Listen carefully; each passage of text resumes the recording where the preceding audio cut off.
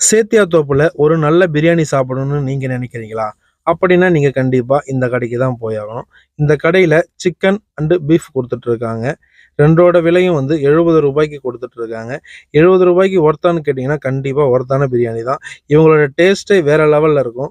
நான் எப்ப சேத்தியாத்தோப்பு வந்தாலும் இவங்க கடையில ஒரு பிரியாணி வாங்கிக்கிட்டு தான் போவேன். இன்னைக்கு நான் 2 சிக்கன் பிரியாணி கேட்டிருக்கேன். இவங்க சிக்கன் பிரியாணி கூடவே ஒரு முட்டையும் வச்சு தராங்க. இதோட விலை வந்து ரூ. 70 தான்.